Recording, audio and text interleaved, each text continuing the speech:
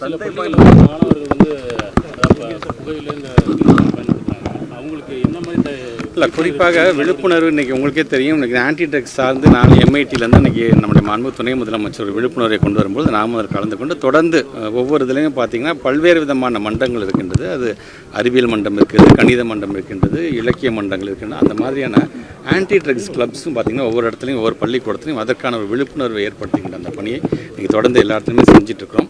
அதனால தான் நான் ஏற்கனவே சொன்னேன், ஒன்றாவது திட்டம் மகிழ்முற்றம் அப்படிங்கிற திட்டம் வந்து ஒரு ஹவுசிங் கான்செப்ட்ஸ். ஒரு ஹவுஸ் கான்செப்ட்ஸ் வந்து பொதுவாக ஒரு தனியார் பள்ளியில் பார்த்திங்கன்னா க்ரீன் ஹவுஸ், ரெட் ஹவுஸ் அப்படின்னு இருக்கிற மாதிரி இன்றைக்கி ஒரு ஹவுசிங் கான்செப்ட் மாதிரி வந்து ஒரு இதில் கொண்டு வந்திருக்கோம். அது குறிஞ்சி, நெய்தல், மருதம், பாலை போன்ற அந்த ஹவுசஸ் மூலமாகவும் விழிப்புணர்வை, ஏன்னா ஒரு குழுவாக பிள்ளைங்களை பிரித்து அவர்கள் சார்ந்த திறமைகளை நாம் வளர்க்க வேண்டும். அது சார்ந்து இது போன்ற விழிப்புணர்வை ஏற்படுத்த வேண்டும் என்பது அதையும் நாம் தொடர்ந்து செய்து கொண்டு தான் இருக்கிறோம். மிக விரைவாக தமிழ்நாட்டு முதலமைச்சர் சொல்வது போல் ஒரு போதை இல்லாத தமிழ்நாட்டை உருவாக்குவதற்காக எல்லா முயற்சியும் அரசாங்கம் வந்து செய்து கொண்டிருக்கிறது. சார், அன்புமணி வந்து ஓரம் கட்டப்படுறாரு, தன்மே மீடியா வெளிச்சம் வேணுங்கிறதுனால இந்த மாதிரி கருத்துக்கெல்லாம் சொல்கிறாருன்னு நினைக்கிறீங்களா? அந்த மாதிரி இல்லை, நான் அப்படி சொல்ல விரும்பல.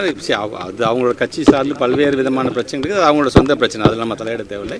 ஆனால் கல்வி சார்ந்து நானும் பெரியவர் ஐயா ராமதாஸ் ஐயா அவர்களாக இருந்தாலும் சரி, அண்ணன் அன்புமணி அவர்களாக இருந்தாலும் கல்வி சார்ந்து வரும்போது ஃபஸ்ட்டு பார்த்திங்கன்னா வந்து அரசாங்கத்தோட கவனத்துக்கு வந்து அவங்க வந்து கொண்டு வரதை நாங்களும் பார்த்துக்கிட்டு தான் இருக்கோம்.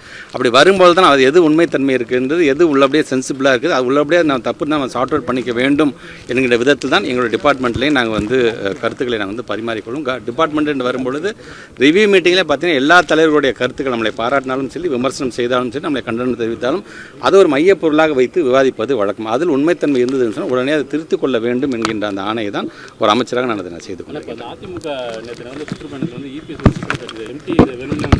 அது அப்படி அது ஒரு முதலமைச்சர், மாநிலத்தோட முதலமைச்சர் இருந்தவர், அது உண்மைத்தன்மை தெரியாமல் அந்த மாதிரி சொல்லக்கூடாது. ஃபர்ஸ்ட் ஆஃப் ஆல் அவங்க பிரச்சாரம் செய்யும் பொழுது நாம் எதுக்காக வந்து இந்த மாதிரி வந்து ஆம்புலன்ஸ் அமைச்சு வைக்கணும்? அது ஆம்புலன்ஸுக்கு வந்து ஒரு உயிர் காக்கக்கூடிய அதோடைய சீரியஸ்னஸே அதை குறைக்கின்ற விதமான ஒரு கமெண்ட் அவர் பாஸ் பண்ணியிருக்கக்கூடாதுன்னு நான் நினைக்கிறேன்.